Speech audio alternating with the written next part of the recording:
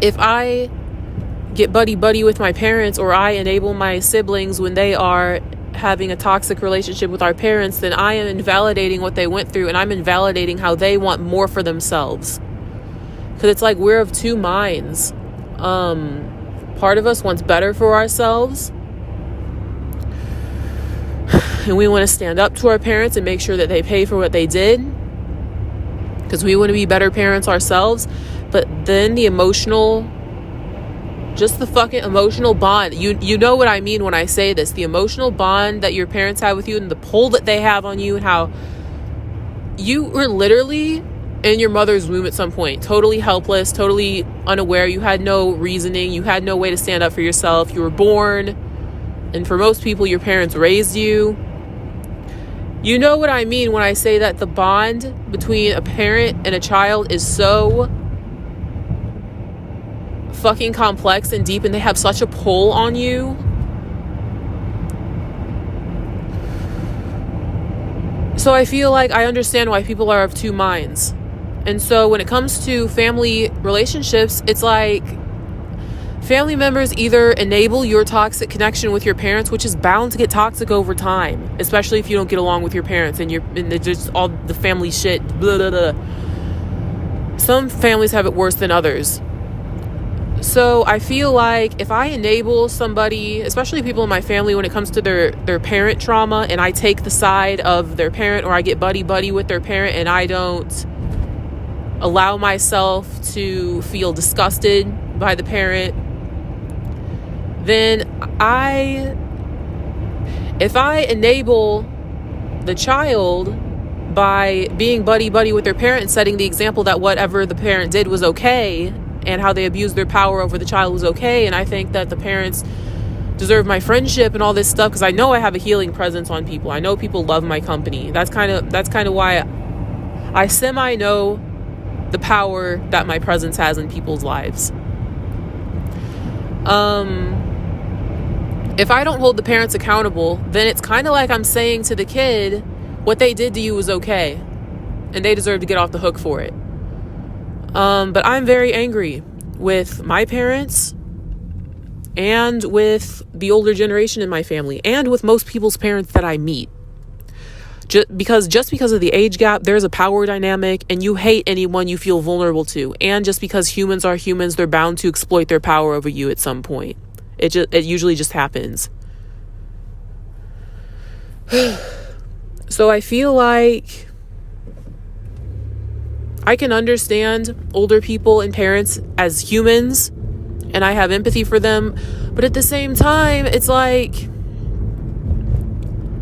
I feel like with my siblings, I am failing them, and I'm enabling them, and I'm telling them that it's okay for them to just give up on any hope that they had of knowing that they deserve better, and that the way that they were treated by our parents was wrong. I feel like I am failing them if I become best friends with my parents and just forgive and forget, and then become the spitting image of my parents, and just like get all mixed in with the family and all that shit. Because this is the thing, when you're young, you don't feel like your fate has been set in stone. You don't have kids of your own most of the time that you've been fucked up, and then you be just like your parents, and you don't hate yourself that bad yet because you're young and you know there's still hope for you. A lot of the times when people get older, definitely by the time they're past 50, usually by the time they're 30, people start to know whether they've given up on themselves or not, because most people have kids around that time.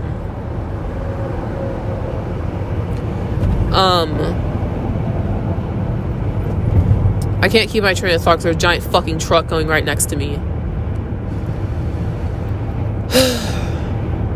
When you're older, you feel like you've kind of sealed your fate. You've kind of set an example for the next generation. By the time you're older, you've been empowered, and you've empowered yourself, and you've changed, and you've grown, and you did the hard work, or you succumbed to tradition and shame and letting people in your family push you around and exploit the bond, because it can very easily be exploited just because of how close it is. So I don't remember where I was going with that. But I feel like this with everyone. If I'm buddy with your parents, or I'm enabling them and I'm forgiving them for everything and taking their side, blah, blah, blah, then I'm failing you because they fucked you up. It's guaranteed that they fucked you up just because of the parent-child bond, just because of the nature of it. It's bound to happen. I even dropped my client the other day because she's the same age as my mother and my aunt. She very much reminds me of my mother and my aunt especially. And her son, her kids are my age. I'm 26, her son is 26, her daughter's 24. They're me and my siblings' ages. So I hear the way that she gossips when they don't want her to gossip. She tells their information. She talks about them in a way that just puts them in a bad light. And I feel like I can feel her children, and I feel like I empathize with them and I want to respect them. And if somebody who is your age takes your parent's side when you have a toxic connection with your parents, it's going to hurt you more than if somebody your parents' age did it. Because it feels like betrayal. So I just got so fed up with my client, and I got so fed up with her because she smokes all the time and she's destroying her health, and she has grandkids and she needs to be there for them. And she's just, if I hand her a cigarette, I'm basically saying, yeah, fuck your life. Yeah, go ahead and have a heart attack. Go ahead and get lung cancer and then not be there for your grandkids. And I can't do it because her grandson, who's like 3, would come over to be babysit, and I would make him lunch and I would tuck him into bed when he had a nap. I can't do it. I can't take care of basically a baby and then go hand his grandmother a cigarette. And I dropped her case because one of the last days that I had her as a client,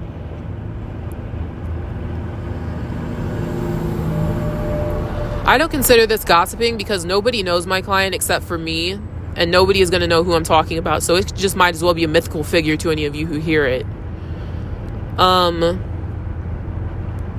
One of the last times, she can't walk because she stopped going to physical therapy. She had an injury and it made her legs nearly paralyzed, but she could have gotten better if she kept going to physical therapy. And she stopped going. And so she's just been kind of like chair ridden at home. And so one of the last things I said to her is that she needs to get back into physical therapy. And she just kind of waved it off. And then it kind of clicked for me, like, if I'm making you comfortable and I'm handing you a cigarette and I'm doing all this stuff for you, then you're not going to feel pressured enough into doing it. And then just by default, it's just going to have all the collateral damage because your health will decline even more. And then your grandkids will not have a grandparent later on. And your kids will lose their mother before they're 30. Ugh. I hate driving at night now. Drive, bitch. God damn. How the fuck? How are you 50 miles on a highway?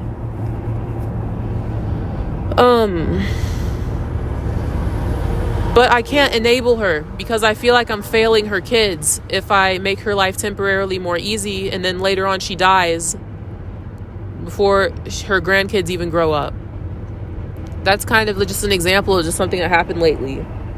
I feel like I can enable my clients who are the ones who don't have any kids. They don't have anyone relying on them. I'm kind of feel like I'm friends with my clients who have no kids because I know that I'm not failing anyone or I'm not setting an example for people my age who would be the age of any kids that they have. So it's easier to be kind of like I'm friends with childless older people as well.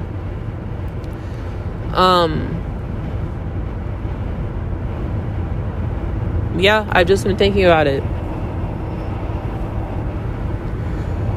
I feel like also when it comes to people who have kids. I've even done this with people my age who got pregnant when they were teenagers and who have babies.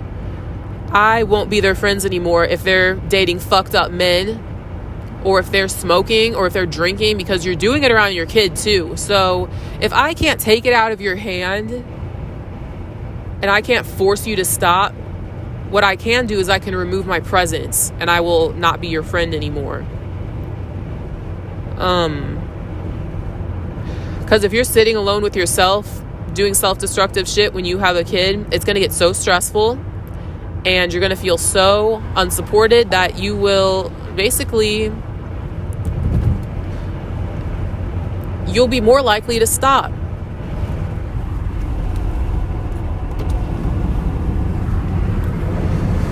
Ugh.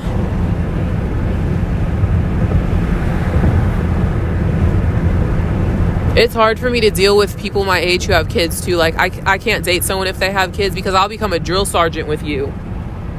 Because I feel like a kid comes first, always. And this is one of the reasons why my uncle, who moved in to our house because grandma died and he lived with grandma for her whole life, I don't speak to him, and I show him no mercy, and I show him no respect, except for the fact that I don't speak to him at all, and I don't enter a room if he's in there. Maybe that's a form of respect, because I could be evil, because he has 2 children that he abandoned when they were kids, and just out of respect for his children, who I guess are my cousins or my second cousins, I won't speak to him, because he should have been there for his children, and he still should be taking whatever the next opportunity is to get back in contact with them. Because it doesn't matter how long time has gone by. It's not fate. Especially if you have kids, it's never fate that you have to continuously fail them every single day. I get mad about this shit because I grew up in social workers' offices and fucking CPS clinic and with the legal system, because my parents' relationship was so fucked up and they did not choose their children. I get so fucking mad. This is also why I couldn't survive when I would work in schools and preschools or in clinics like the autism clinic, because I can't handle any kind of bullshit behavior around kids. I can't handle when teachers would think they were going to raise their voice at a kid and treat someone who's 30 pounds like they were equal to you. And a lot of people go into these fields not because they care, but because they just want power. Because they feel like they're not shit. This is what I feel like. A lot of women in particular, when they feel like they're not shit or they're powerless, they want to work with kids. They want to work in daycare like settings or early education, because they want to feel powerful over a kid. The only reason I started working in preschools is because my mother works in a preschool. And the only reason she works in a preschool is because she doesn't have a degree and she can't really get a job anywhere else. So I started working in these settings because of her. I don't anymore. It doesn't work out for me, just because of the kinds of personalities of women that flock to those kinds of places. I hate the bitches that usually work there.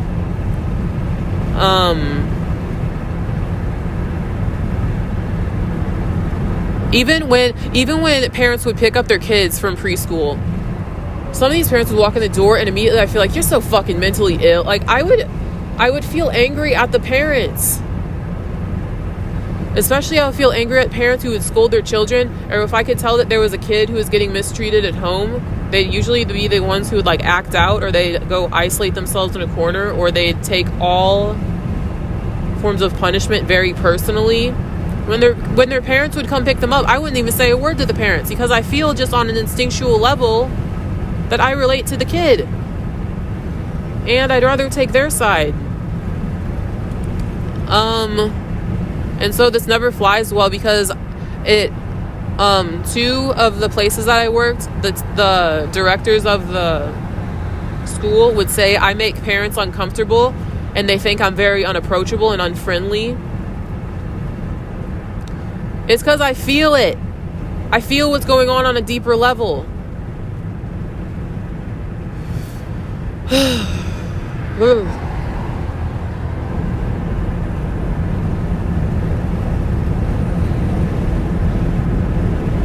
And this is why I don't want to have kids, because if I put this amount of expectation on other parents and I'm so strict with other parents, I can't even imagine what it would do to me if I had a kid.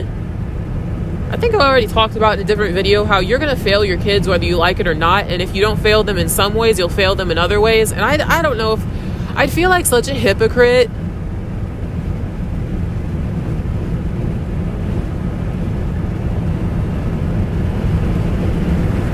I would feel like such a hypocrite.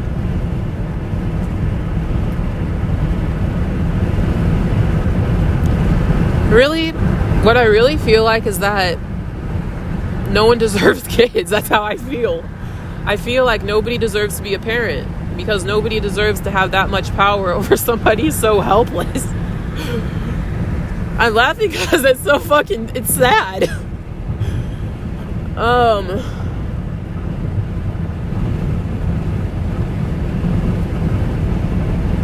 I even feel tremendous guilt when it comes to my dogs, because even if I try to do most things right, it's not good enough in many ways.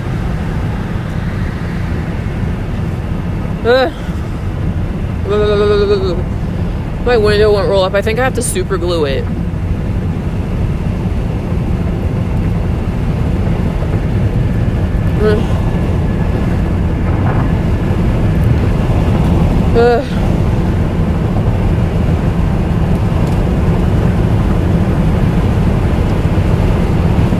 Yeah, that's it.